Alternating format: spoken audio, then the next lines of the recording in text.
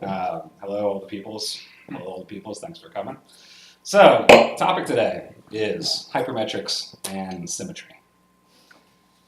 I'll tell you one thing I was thinking about this afternoon when I was thinking about symmetry. I remember this study, some scientific study from a few years ago, had to do with forensics or something like this, where a few scientists tried to prove something that seems pretty unprovable. They basically had all these, digital snapshots of people's mug shots, right? And they tried to compare all these different people from different backgrounds and different things, and see basically if there was any consensus on what if people thought that people were more attractive or not.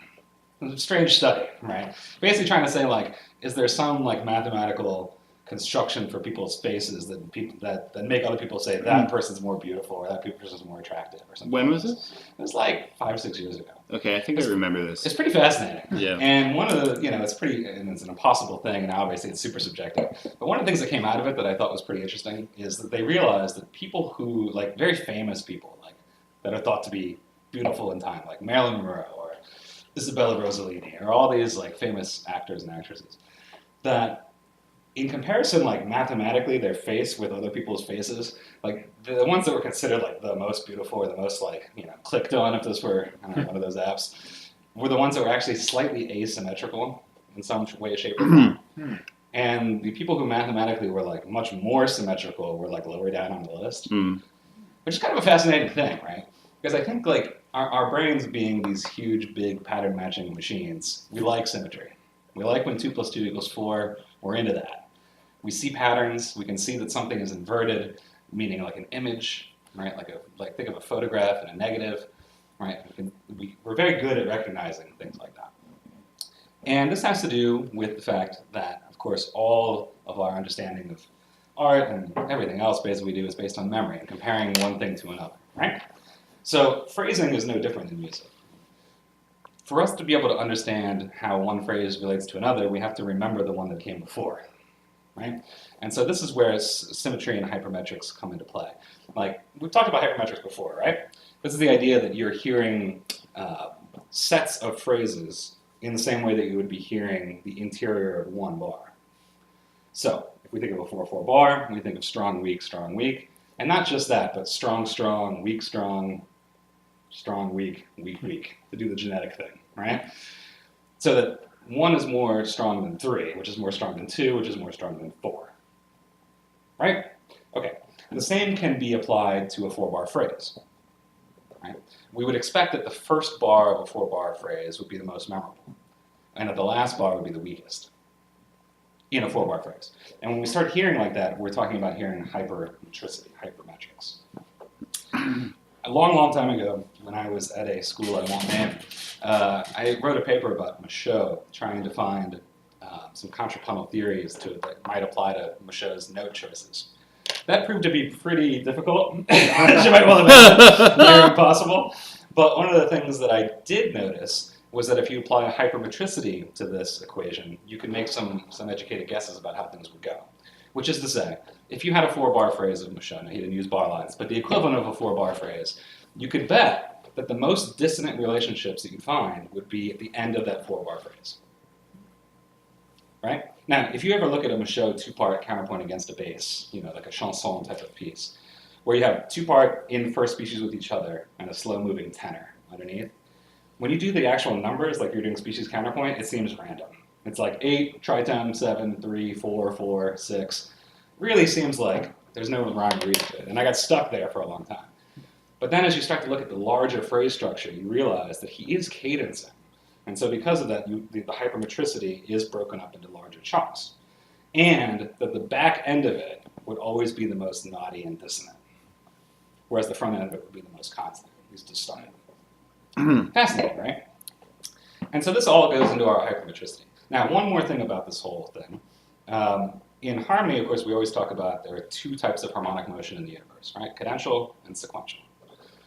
Just to recap that definition, cadential motion is all harmony that leads one towards cadence, that follows the tonal sentence from 1 to the predominant to the dominant and back to the tonic. That is what the average American would call voice leading, right? Yeah. Okay, a quick question about cadential. Cadential sounds simple, but the way it's made complex is that you can constantly divert and like modulate and move around, perpetually getting into another cadence. Exactly. I mean, think about composers like Wagner, who I don't talk about very often. What was his whole shtick? Right, was to delay as far as humanly possible the resolution of the dominant, or also the approach to the dominant. As all you guys know who have studied harmony with me before, all the sexy chords in the universe fall into the predominant area. And they all just want to go to one place, the big, fat dominant in the sky. That's going to lead you back down to the top. That's what they do, right? Every chord that, the American schools take forever to teach, the Neapolitan, the secondary dominant, the augmented sixth, the extended modal chords, all the rest of it, they're all predominants, trying to get to a 5. So, because of that, there's no set hypermetricity for any cadential phrase of music. Now, by contrast, meaning what I mean by that is you can extend to ad infinitum if you like. Right? The power of the dominant is such that you can have before the dominant infinite number of chords and still make it there. Is that recursion? It can be. Recursion is usually more like a retrograde type of thing, where you go to 5 and you go, I'm going to go to 1, no, back to 2, 4, whatever. And that's what I mean. It can spin on forever. Now, by contrast, sequence is exactly the opposite, isn't it? When we have sequential design, it's by its very nature hypermetric. Right? Which is to say, as soon as I play that, you already know what's happening. And all of a sudden you're hearing not 1, 2, 3, 4, 5, but 1, 2, 3, 4. And thus forces a hypermetricity, which is to say, a hearing of the metrics on a higher metric level than chord, chord, chord, chord, chord. When I play a series of cadential chords,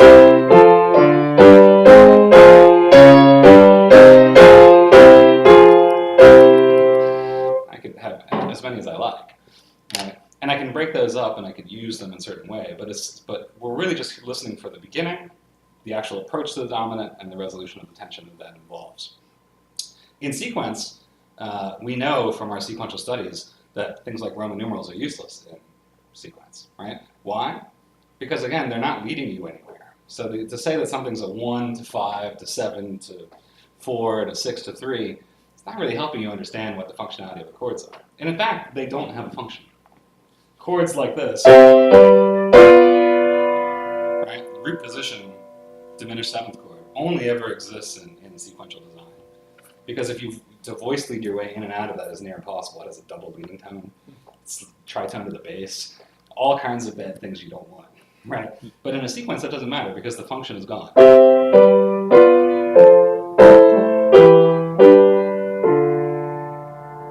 And so you stop hearing chord to chord. You're hearing the larger units, and thus hypermetricity.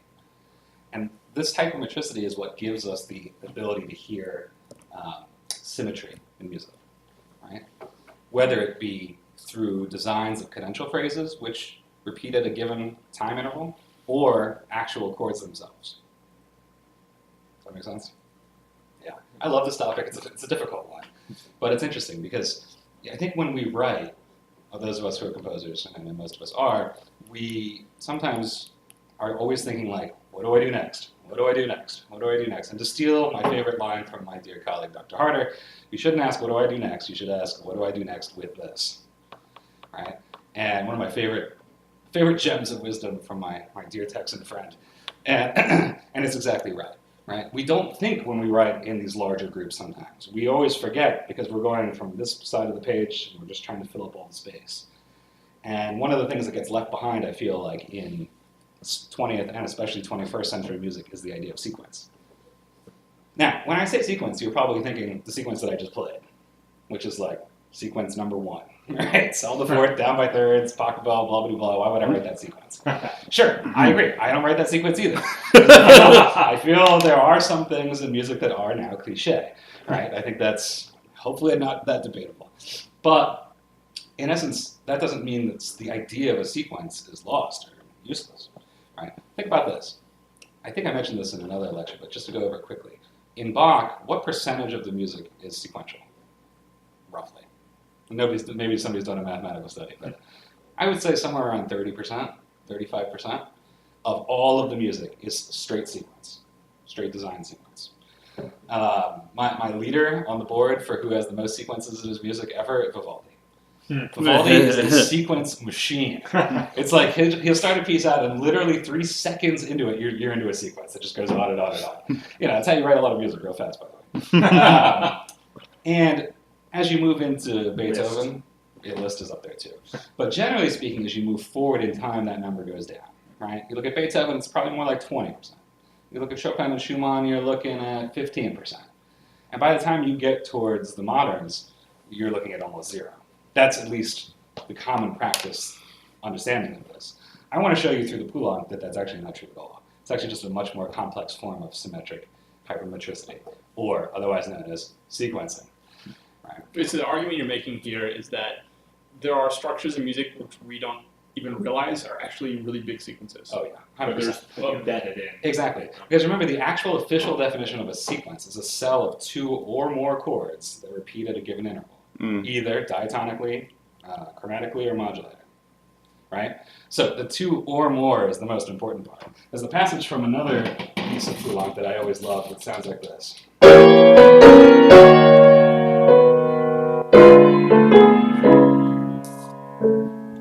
So ask yourself the question, when did I hear this as a sequence? Well, when I played the first several chords, you start with the voice exchange, and then you land here. Take minor 7. That's good, that's chord number 2. And then, maybe both of those pictures are wrong. Chord number 3. Then the whole thing gets dropped down a whole time. And so probably right about now you're like, oh, okay, I know what's going on.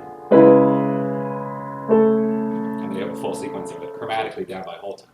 So that's at the very least a 3-chord sequence. Now think about how long a sequential cell can actually be. It can be quite long.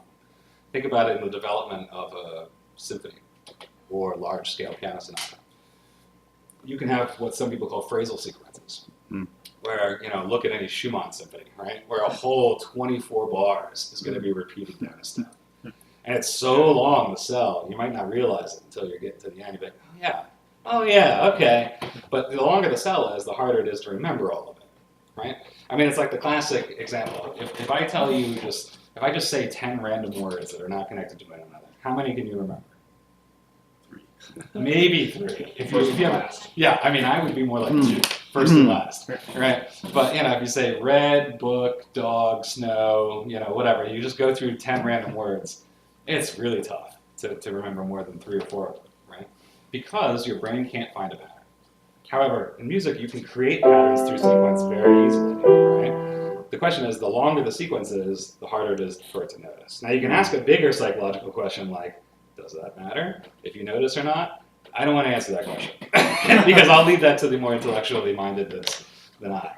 But that's an interesting one, isn't it? Now, as we go through the Chopin first, I want to start with one basic concept here. We talked about this a little bit when we did the Schumann Faschismus. When you look at sequences again in Bach, let's say in the well-tempered, what do you normally see? You see what I usually call true sequence, right? Which is to say every single pitch in the cell is repeated verbatim at the interval of transposition, meaning the entire musical output of these measures is reproduced verbatim in the repeat. When you start going through in time, a little later, and Bach does this too occasionally, see awesome cantata arias, you'll see the setup where you can kind of have your cake and eat it too, where you'll have a sequential design floating in the background, middle ground of the piece and the species, and a free soprano. Or if you're really crazy, a free bass. Bach doesn't usually do that, but Romantic composers will. And that's what we're going to see in the Chopin. So let's start with that. I can play you the whole thing, but it's a little long. Maybe I'll just play you a little excerpt of the beginning for now. Everybody line it up. So this is the Chopin Impromptu number 3, opus 51.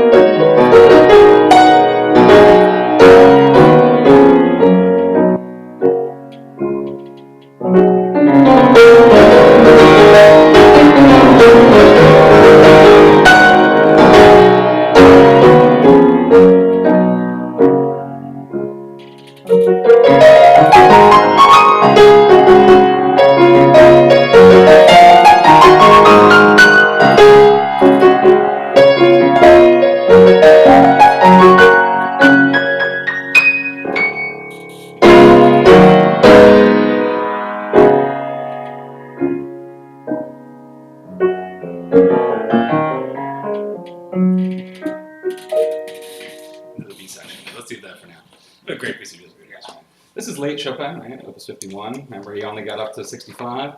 So this is, I don't know the year on it verbatim, but I'm going to call it 1844, 45, somewhere around there probably. Where you can tell that his counterpoint skills are in first working order now. Right? He is mature as a contrapuntist, which of course he didn't start out being, right? It was never that his counterpoint skills were poor. It was just that they were never fully developed as a functional way to get new sound in music. Right? Remember that new harmony comes from counterpoint, not the other way around. Right? That's an incredibly important thing to always remember for your working life. Okay, so what I want to talk about first is the construction of this very first gesture. This is one of those contrapuntal gestures that Chopin loves to do in scherzi and impromptu. That the first time you hear it, it's kind of like the Schumann Kreuzleriana we spent so much time on. The first time you hear it, you're like, what in the heck is that? And then it repeats several times. You have a chance to pick up a little more each time. So, putting aside the first two introductory bars for a second, when you look at this 4-bar phrase, you probably notice a few things. First of all, you have a very fluid soprano on top with a whole bunch of contrapuntal voice interaction. More on that in a second. But when you look at the left hand, what do you note?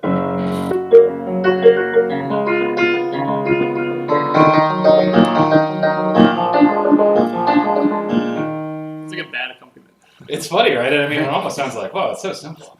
Well, first of all, I don't know if you noticed this or not, but it's a sequence, right? It's a straight exact sequence. Modulatory, down by third, going to the relative minor. Right? If I played this as a chorale, it would be this.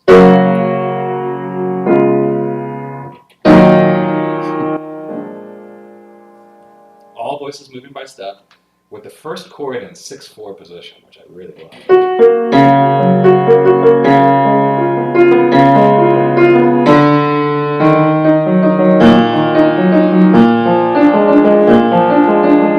Now, let's be honest. How many people realize that was a sequence the first time around? Almost no one, right? Why? Because your attention isn't focused there. It's focused on the top, and there's just the incredible amount of craziness going on there. But that is a straight-up sequence. In fact, it's the first sequence we learn in modulatory sequencing. Cell the fourth, down by thirds, modulate to the relative minor. Right? The simplified version. Right? That's a sequence that is used by Renaissance composers. Okay? So nothing new there. Maybe just the presentation and the disposition of the chord. The 6/4 position. Lovely position, right? Now, and there's also one little contrapuntal trick to throw you off just slightly. And it's from approaching the downbeat of bar 5. See the D natural, the Re natural at the very end of that bar 4 that connects to the Mi? That momentarily changes the voicing that you hear. Because when you're hearing the pitch that you thought was the bass, which it was, the Re flat moved to Re natural, and then immediately up to Mi, which becomes the tenor, as the C flat's presented below it. So it's a little piano sleight of hand right there, which is very nice. It's got transference of power. Almost. Yeah, exactly. What you think is the bass is all of a sudden be like, wait, I'm not listening to that voice anymore. Right? It got eaten up by the rest of the texture. Very nice gesture. Without that D natural there, you wouldn't have heard that. Now, that's the sequence. As I said before, you probably didn't hear it as a sequence because the right hand is not sequencing. Let's break it down. Here it is.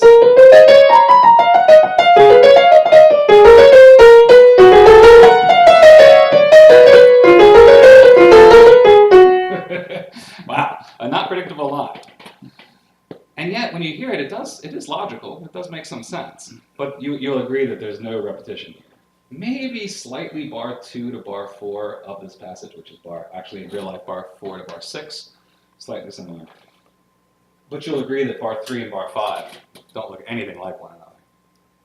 So there's a couple of things to talk about in the logic here. And the hypermetrics are, if you, let's say just in theory you have A, B, and then the next passage you have C, B. Do you hear that as a sequence? No. It rhymes. Yeah, it doesn't. Well, yeah, it's right. It rhymes. It's more like a poem, right? Where the very last syllable is like, that's right. But you didn't know it until we got to that last syllable. It's a nice technique in music. I want to point out that the left hand is not doing that. It's a straight up sequence. The right hand is, however, fulfilling that. Now, let's take a closer look at the hanging voices, because there's something else going on here that makes this passage, I think, absolutely wonderful. Follow your pitches here. A little tiny leap here. The re flat hangs. Those three pitches are up there by themselves, and they're going to stay up there by themselves forever. Okay? Another contrapuntal voice. Re moves to mi. Sol moves, and they all collapse on the fa. Okay, that makes sense? I'm going to show you every measure how this works. It's pretty bizarre. By the time you got, so the C flat's hanging over the top, but there's no other hanging pitches. Everybody else collapsed onto the fa on the downbeat of bar 4. Okay, now, here we go. La, by itself, new voice. Do, by itself, new voice, moves to re. Then the fa comes in, collapses with the re. Leaves the mi double flat hanging. The la comes back in. The mi goes to re, to do, and they collapse on the do flat. Every measure's going to do this.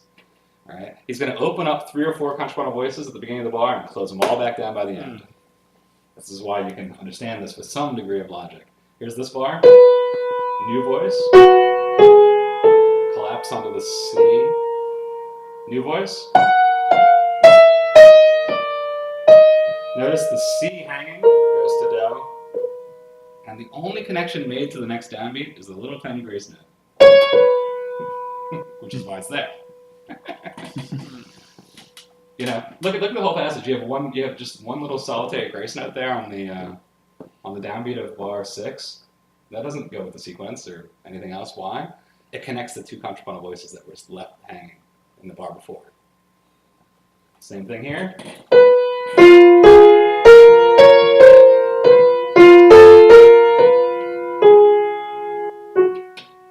And another collapse. Pretty cool, right?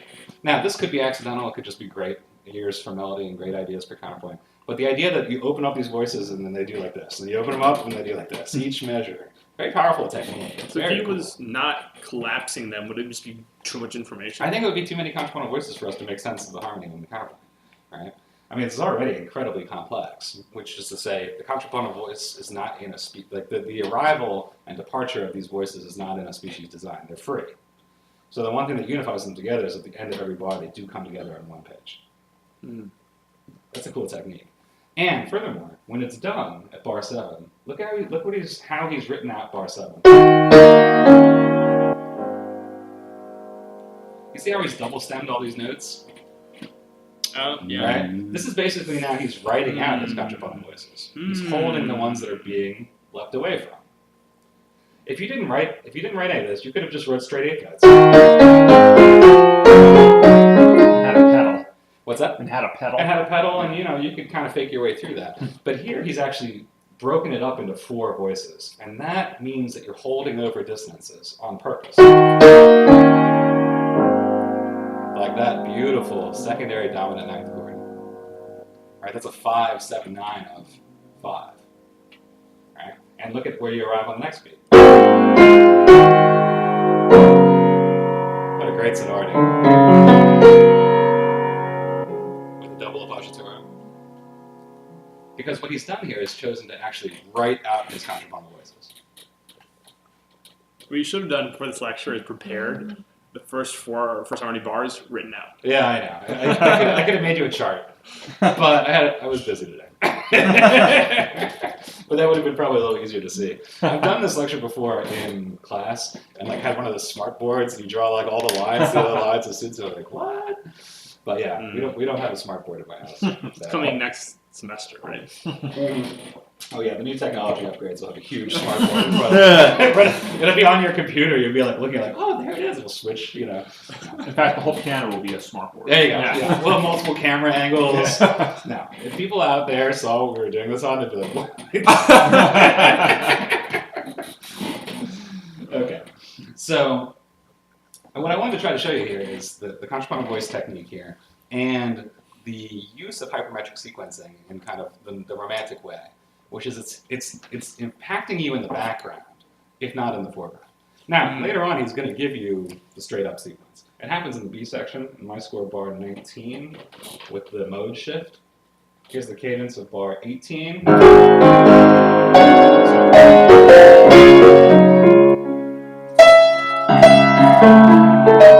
It's great, isn't it? Now, I'm curious, every score is different. In a lot of the more modern scores, the editors will revert back to no key signature here. Is that what you guys have? No key signature and an A major chord? No.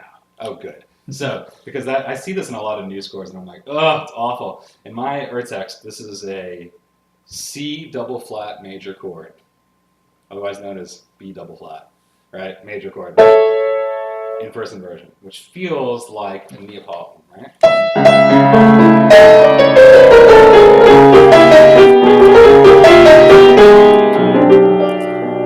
Beautiful, right? And now you see we're going to have a chromatic sequence down by whole tone. It's a G major chord. Although in the ear I would say that maybe it feels like an A double flat major chord. You start off with 6 flats and you get chromatic sequencing. This is what you're in for, right? But nonetheless, notice how it's slightly decorated this time.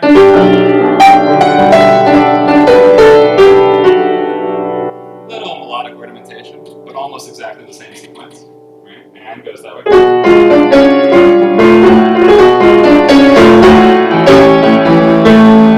Now you're far away. You're actually on the dominant of D major. Which enharmonically would be the Phrygian to the dominant of the home key. Wait, is that right? Yes, I had to think about that. E double flat major is the Phrygian to the dominant, all right, of G flat major. I know.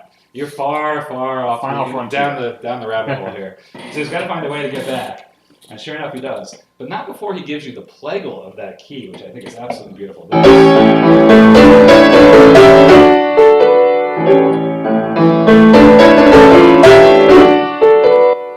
Here it is.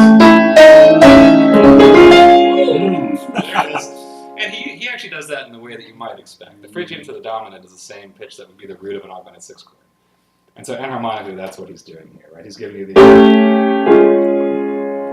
But, because that would be a little too boring, he goes one step further. That's 7 of 2, otherwise known as 5 of 5, and here's the 5 of 5. And here's the 5. You're back home. That is a true sequence, right? That's the sequence that we'd expect, with just slight melodic ornamentation on top. But again, you know how I always say, like, you got to earn your downbeats, right? When you're thinking about rhythm. In the same way in harmony, you got to earn your sequences, right? If you've been through the fire here, you know what we need? We need a sequence. Just to be like, just give me the sequence. I just want to relax and luxuriate in this awesome chromatic sequence for a second. Then I'll get back to work and I'll go back to the cadential, which of course he does, and then you got to do your hard work again. And now this time in double first species, which is even harder. One note on this real quick. I want to go through this quickly because I want to spend a lot of time with Poulenc as I can. But this is one of those rare moments where you get to see Chopin write first species to a line. It's kind of weird, right? Because as we showed, the very first part was, and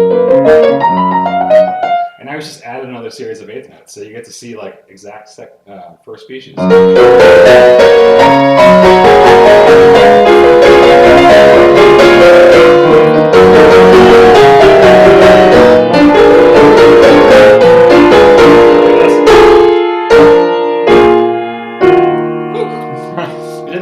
Became a contrapuntal composer in his late life.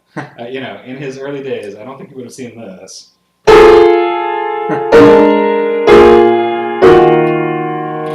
That's very amazing awareness of your alto. How do you get law natural, law flat at the same time? Written that way and correct. whew, ain't easy to do. But of course, I'm here to try to shed some light on it. If you look at the species design here, you look at the added line, which is the alto, right? What's the real function of it? The first measure of this, it just plays thirds and sixths. And in measure 2, the alto goes into a more subservient role. It just becomes a rotating tritone.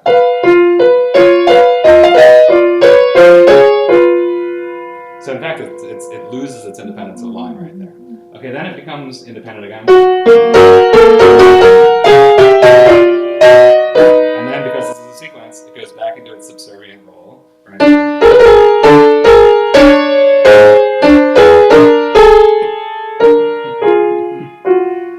It's fascinating, isn't it? So I mean, it's more distant than you think, right? But you know, contrapuntally, it makes sense. Like it's just rotating, right? And so the line's just flowing around it.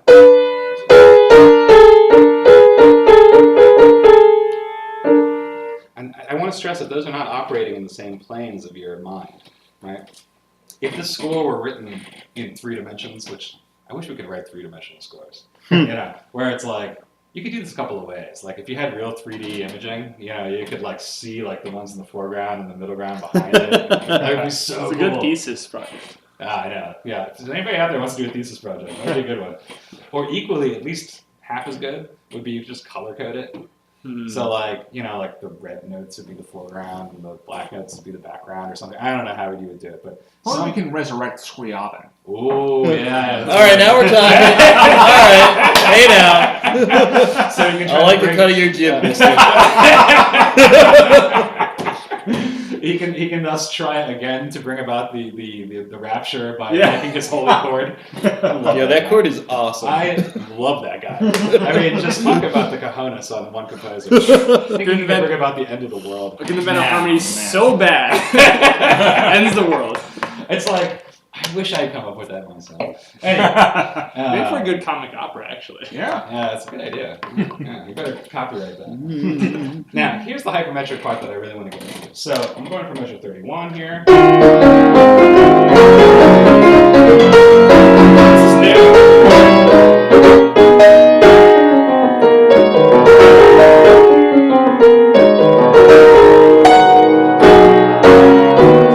Beautiful chorale.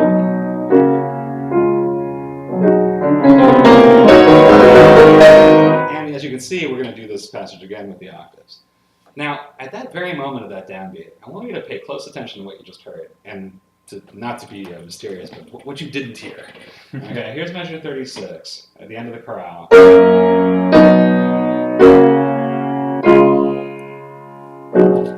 Oh, my contrapuntal ears go, whoa, whoa, whoa, whoa, whoa, whoa, whoa. What did I just do? Retrograde. Retrograde is true, but I also just did parallel fifths between the bass and soprano. It's hard to see because the tenor is in the right hand, but you see the re, la on beat 4, and then on the downbeat in the left hand, si, sol, do, sol. Now, I'm going to be honest, I've played this piece since I was an undergrad, and I played it a million times, but I didn't even recognize those parallel fifths until I had already been educated in counterpoint and I'm going to go ahead and say it, Lassarian tradition. So why? I mean, you know, I consider myself to have pretty good ears. How come I played this piece 100 times and didn't hear this? Well, one, I didn't have enough education. Yeah. Dr. Lasser in the emo treat last week, he relayed a story about Maddie Boulanger that I'd forgotten about that I absolutely love. So she was being interviewed live on the radio with Sir Colin, what's his name? I want to say Colin Farrell. Colin Davis, famous conductor, right? Conductor of the LSO and many other huge groups. And Sir Colin Davis said, this is being done live on BBC Radio, said something like, well, honestly, you know, I can't honestly tell you that I hear every single note in the orchestra, you know, simultaneously in real time. And Boulanger responded live on the radio, is because you do not have enough training. Yes! Love it. And that story works here too. Once I was better trained, I heard this. I was like, God, well, look at this parallel fifth, just blatant and obvious. And if you know Chopin, you know, like Bach, he doesn't do parallel fifths. So why? Those two don't connect. Exactly. The measure 37 is what we call a hypermetric downbeat, right? It is the repetition of bar 33. Bar 33 and 34 make A part of the sequence, and bar 35 and 36 make the B part. So, one more time. And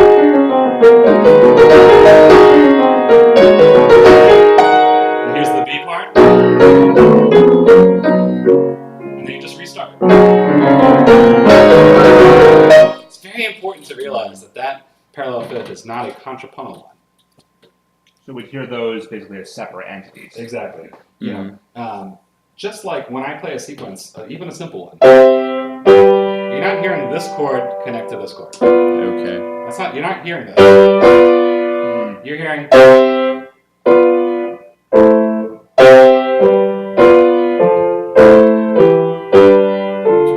See what I mean? A goes to A in the hypermetrics. A goes to B inside the cell. And because of that, there is no contrapuntal connection between those two moments. It's a reset. It's a restart.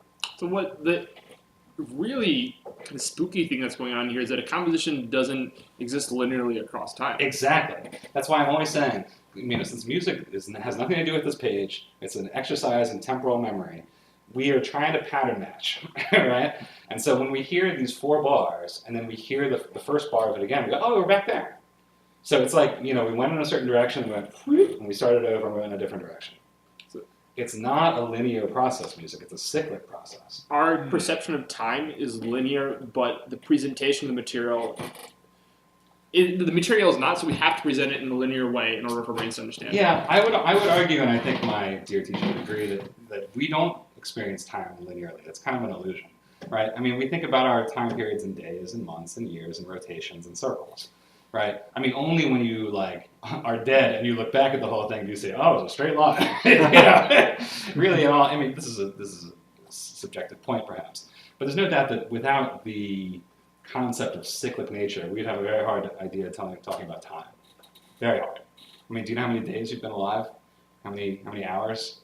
What's a second? It's just an arbitrary amount of time that we chose that repeats forever. Let's say Wednesdays. Yeah, exactly. Yeah. But that's the concept of how the calendar works, of how because the sun rotates, the Earth rotates around the sun, and everything else, and now blah blah blah. It's all circles and spheres. So you're arguing is that my experience of time is not this moment connecting to the next, but every morning connecting to every morning. Exactly.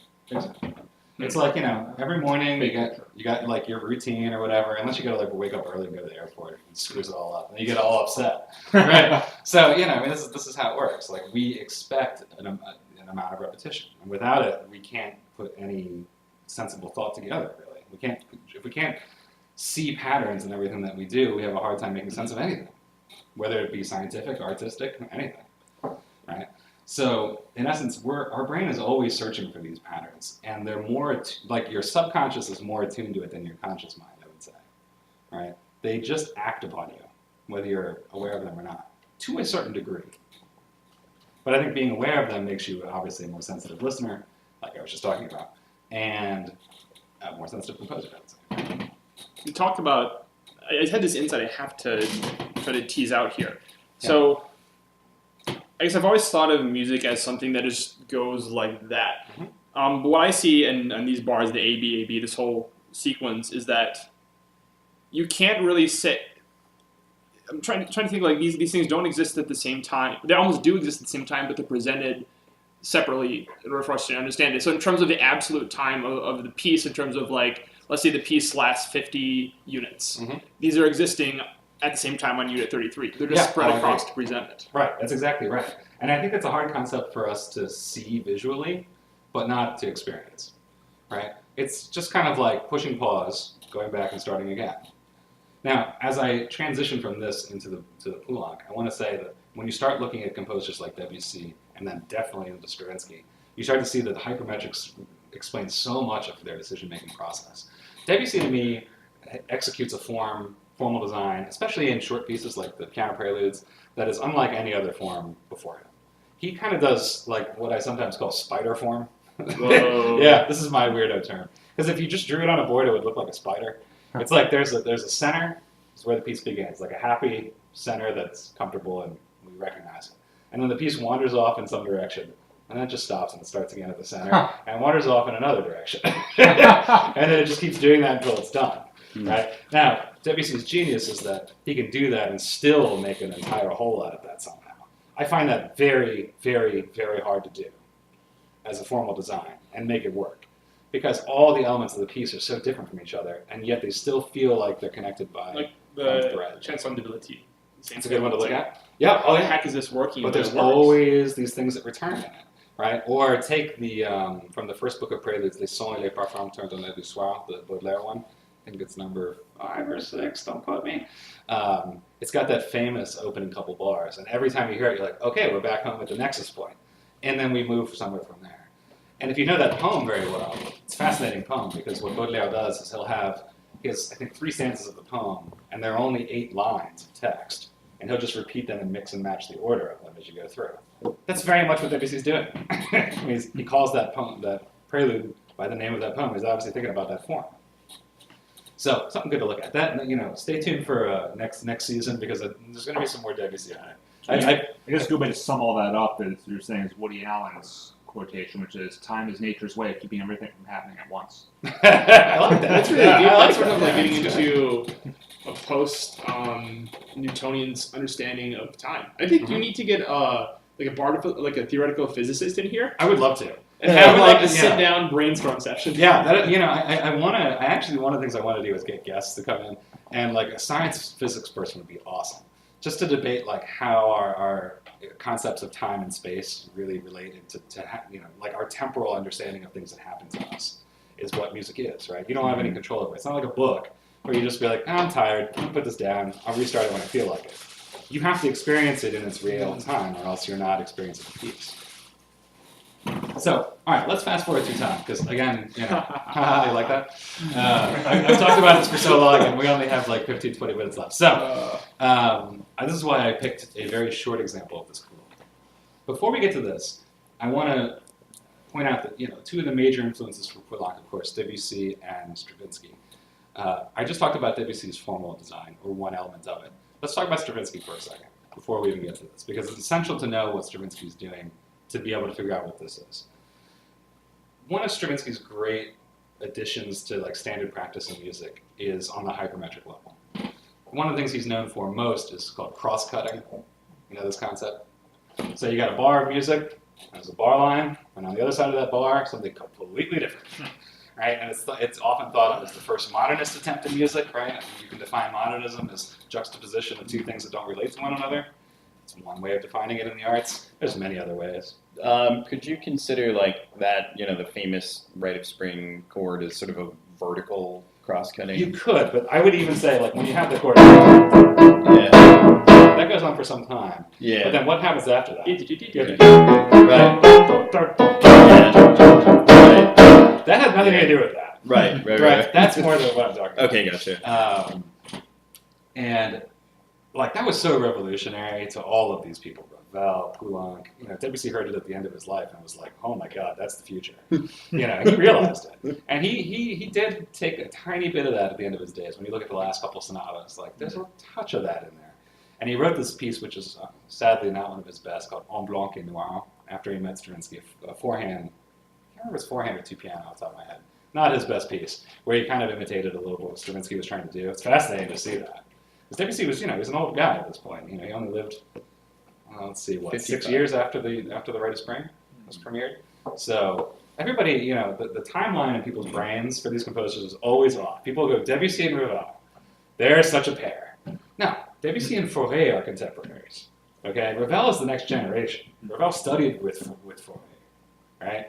It's like a whole other line. I mean, Ravel's I think he's 18 years younger than Debussy, maybe 15. He's the next generation. So because they're like the Impressionists, we put them in our brains together like they're the same age. No way. Debussy is a 19th century composer who just lived into the 20th. And Ravel's a 20th century composer. Just important. Now, Poulenc comes after, he's the beneficiary of all this. He's the next generation after Stravinsky. I mean, close. They're similar, I guess, in their birth date. But he had a lot of time to take this in. And by the time he gets to the Gloria here, which is one of his later works, he's in full Poulencian mode. He's got all his stuff working. So there's a combination in Poulenc always of this cross-cutting hypermetric design with juxtaposition of what you might call standard harmonic practice or contrapuntal practice. And so he's always going to trick you into thinking like the hypermeter is going to be his game. So here's what I'm going to do. We're going to look at the fifth movement, the Domine Deus Agnus Dei, and I just printed out the first couple pages because I knew we wouldn't have enough time. But I want to just listen to the first 2 minutes of this, which I have queued up for us to listen to, believe it or not. See how prepared I am? Let's see if it works. Yeah, okay. Play. Nice.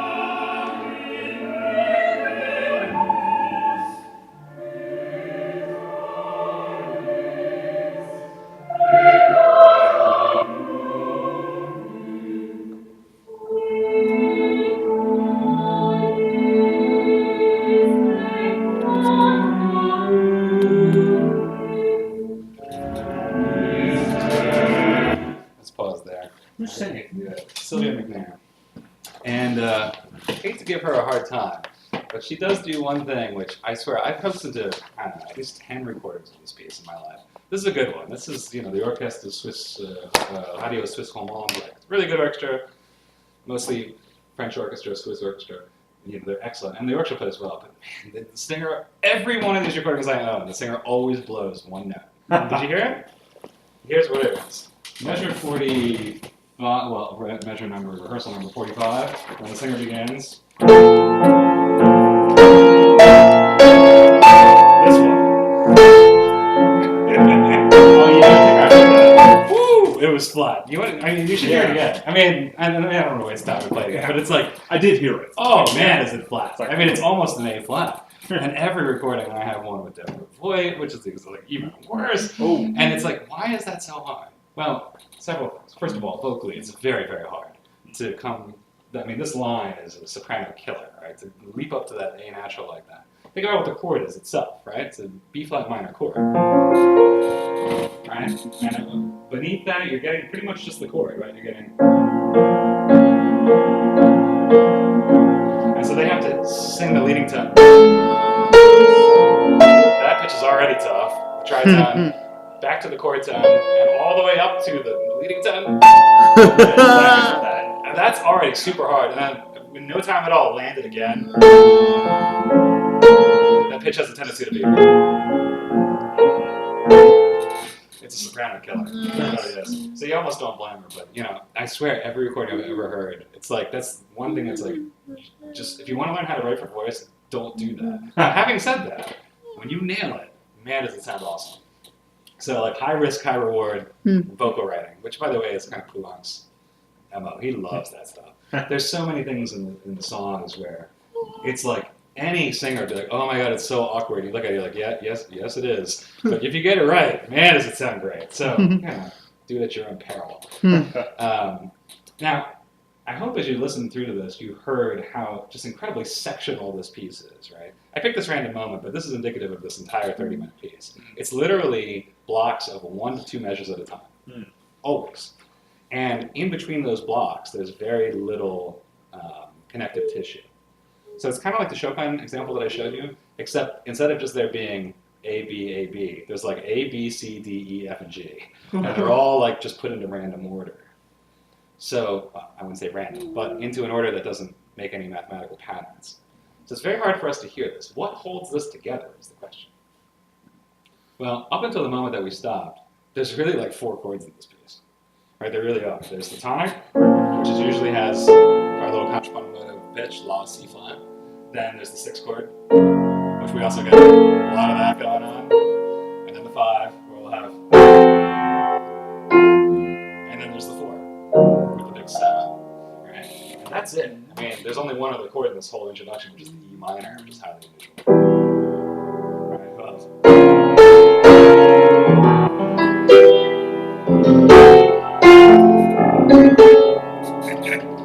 That's the language. I love it. By the way, I have ripped off this piece so many times in my life. I'm just going to come out and say it for the record. But do you hear how this entirely sectional approach just keeps you guessing at all times? Because one of the things that you have to ask yourself when you're doing this is, am I going to repeat anything? Sometimes he'll have a measure and he'll just repeat the exact same measure. Sometimes you'll think he's going to repeat it and he'll give you something else. Like you can never be quite sure what's going to happen. It kind of keeps you on your toes. Right? And if you look at this really there's the kind of 3 introductory bars there, but from rehearsal 43, you're always at a loss guessing what it's going to be. So first clarinet, in B flat there, good transposition day for everybody, and then the flutes pick up.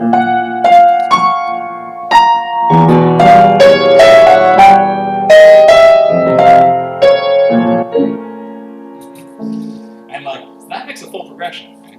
And so for there we have that is a cadential phrase. Then the reaction to it, again in the clarinet. Big playful cadences. And then we repeat.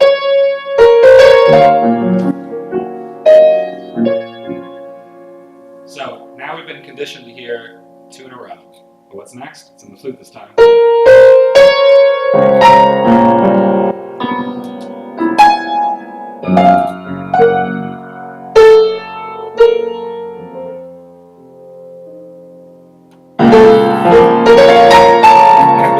It's great. You see how it's a constant combination playing with tonal sentence design vis-a-vis hypermetric relationships. You can sometimes you get a 5-1 and you're like, oh yeah, that went across the bar, that was good. But then he'll immediately destroy that by doing a hypermetric unit that's different. This is the Poulencian mature language, right? Where it's consistently juxtaposing your desire to have a tonal sentence be completed versus your desire to have just the symmetry of the design. Which one do you want more? It's hard to say. And he goes back and forth about it, right? So it's like altering the relationship between cadential and sequential, which is pretty groovy. That's symmetry of design versus resolution. Yeah, versus your desire for a dominant to really take you over a bar onto a tonic. So it's like a new take on both the. Let me put it this way: the whole cadential system has become like a function of a sequence. Right? And so because of that, he's thrown the whole cadential sequential thing on its head.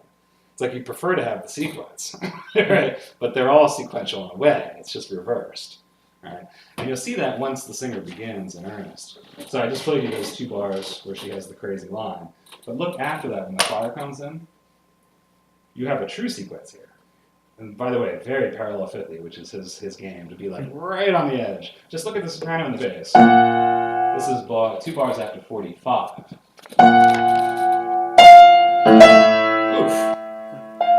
straight up parallel fifth, right? Or is it? It's right on the borderline. Is the mi the correct pitch to the la? No, it's the fa. This is 1 going to 5, isn't it?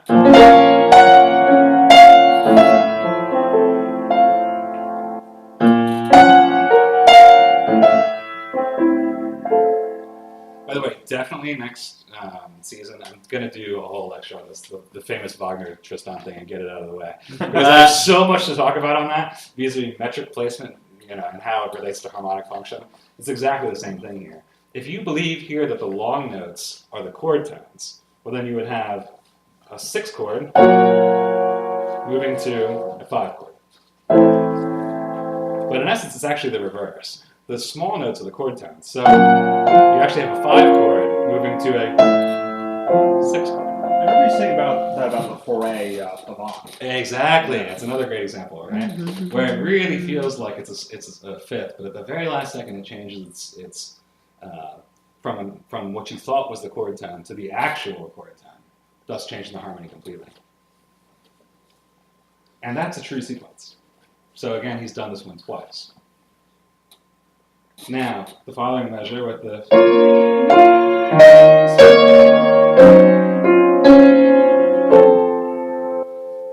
Don't you think you're going to get that twice? He's just done 2 plus 2, and now there's just this one little measure. So you're like, oh yeah, he's totally going to do it. And he goes, no, soprano goes. And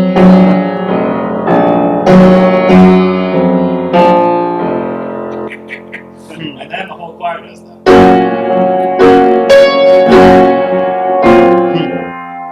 So you're like, okay, now you're set up for the 2 again. He goes, no, not this time. Back to the original. And you see, that's the game plan here, right? And it's really so well done, and it's so simple in essence, right? I mean, anybody who's taken composition lessons with me, I'm always saying, like, don't write bar line to bar line. Don't write bar line to bar line. Well, the opposite is always write bar line to bar line and screw with the hypermetrics, right? And that's what Poulenc's game is here, right? He doesn't lead these phrases very often over the bar, so that you're consistently guessing which hypermetric pattern you wish to have happened. Does that make sense? Mm-hmm. So supporting our expectations. Yeah, exactly. And but then sometimes giving you what you wanted, but then sometimes not. And you're never like, it just makes you uneasy, right? And that's the overall effect of this movement. You're just like, ah, it's just so creepy. It doesn't help with all the major minor 7th chords, which is, I guess you could say just creepy on its own. Well, we were talking earlier about operas about people's sex lives. I wonder Hey, this one. Whoa, buddy. Yeah. I think you got a musicology paper to write. Gender studies paper, perhaps. It's been done. It's been done. Yeah. Too late. But, when you study Poulenc, these are the topics you have to keep in mind.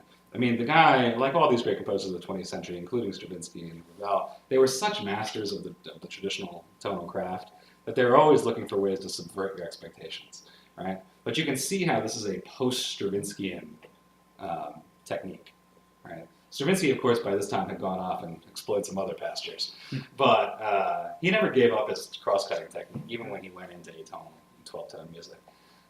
That still remained a feature of his work. I'm thinking about doing a little Stravinsky next time, too.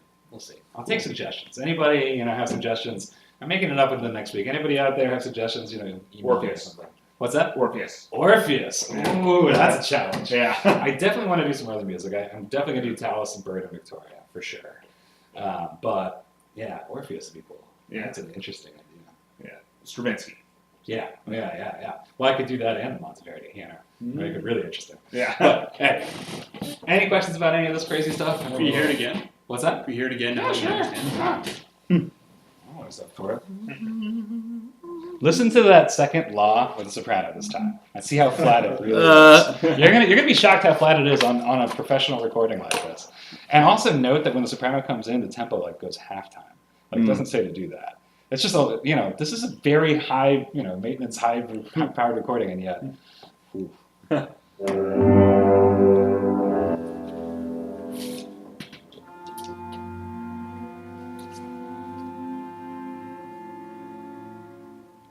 Tristan.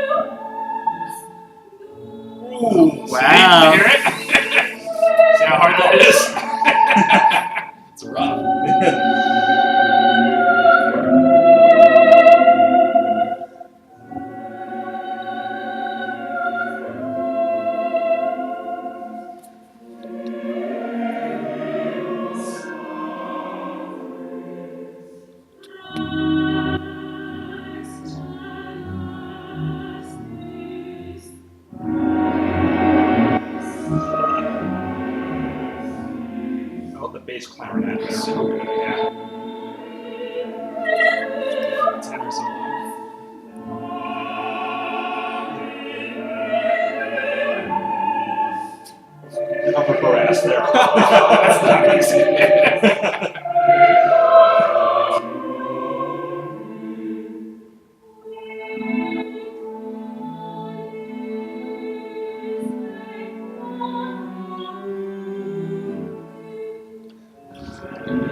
The tenor coming in there was like someone like, Yeah, it's really insane. Yeah, if you're that tenor, that's the only solo in the piece, right? Like, man, you better be ready. Anyway, I hope this is useful, everybody. Thanks for everything. Thanks to all the people who tuned in, and we'll be back in January sometime. I'll let you know in the schedule. I'll make it up soon so you guys will know what's up. Much appreciated. Thank you.